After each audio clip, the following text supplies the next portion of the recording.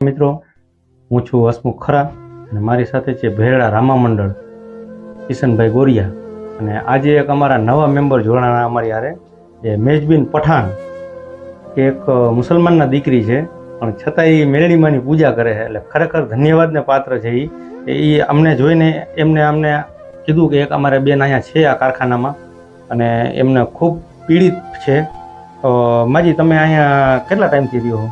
7 વર્ષથી. 7 વર્ષથી. તો આ બધું રાશન ની તમારે કેવી રીતે આવે અહીંયા? કાંઈ નહીં ભાઈ, વેચાતું લઈ ખાવ.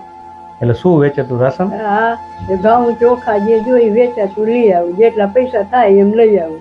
આ તો એવું કેવું ને, હોય એટલું લઈ આવું, ન હોય કાંઈ નું લઈ આવું. જો અટાણે આટલું લઈ આવી ખાવા જાય. તો પછી આ લેવાના પૈસા તમે ક્યાંથી લઈ આવો?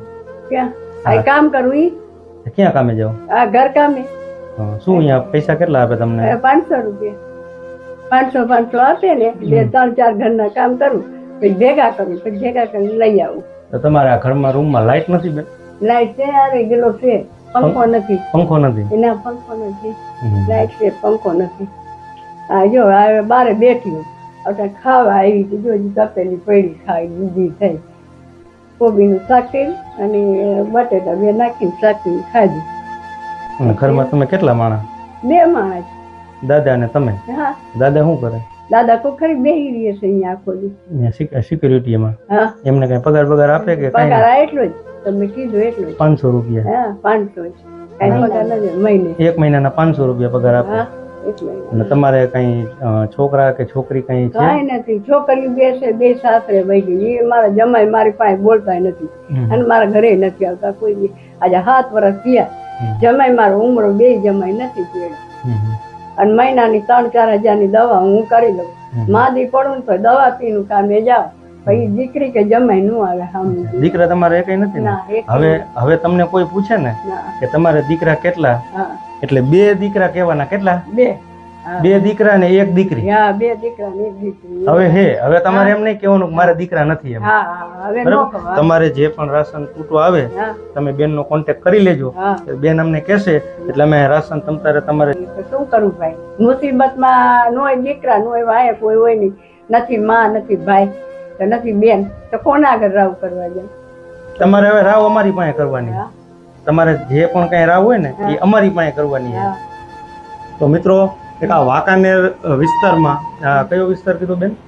આ ધમાલપરા વિસ્તારમાં એક આ દાદી અને એક દાદા સિક્યુરિટીમાં બેસે તો 500 રૂપિયા મહિને આપે. અને બેન છે એ ગમે કચરા પોતા કરવા જાય તો 500 રૂપિયા એને આપે. એટલે 1000 રૂપિયામાં એ આખા મહિનાનું ઘર હલાવે. અને એની ઉંમર પણ થઈ ગઈ છે, છતાં એ હાલી અને અહીંથી ઠેઠ વાંકાનેર વિસ્તારમાં કચરા પોતા કરવા જાય છે. તો આજુબાજુના કોઈ વિસ્તારમાં, અને હું જે આ કંપનીમાં રહીએ શેઠને પણ થોડીક હેલ્પ કરવાનું કહીશ કે બને એટલી એમની થોડીક સહાય કરો. અને આજુબાજુ વિસ્તારમાં, ધમાલપરા વિસ્તારમાં જે કોઈ ભાઈઓ આ માજીની સહાય કરવા માંગતા હોય તો સહાય કરજો મિત્રો. કારણ કે માજી અત્યારે ખૂબ પીડિત છે. એ એમનો દર્દ આપને જતાવી ન શકતા હોય, પણ એ અંદરથી અત્યારે અમે જે જોવા આવ્યા ને, અમને ખબર પડી કે કેવી પરિસ્થિતિમાં અત્યારે અહીંયા રહીએ છે. તો આ પરિસ્થિતિમાં ઊભું રહેવાની અત્યારે આપણી પોઝિશન નથી. એ પરિસ્થિતિમાં અહીંયા 12 કલાક એને અહીંયા રહીએ છે.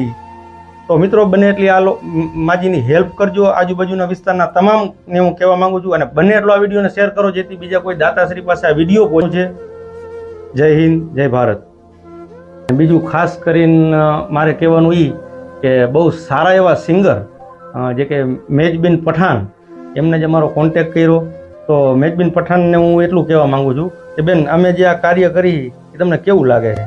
બહુ સરસ કાર્ય કરો છો તમે. અને બસ તમે આવી રીતે આ કાર્યને આગળ હલાવો. અમે બધા તમારા સપોર્ટમાં જ છીએ.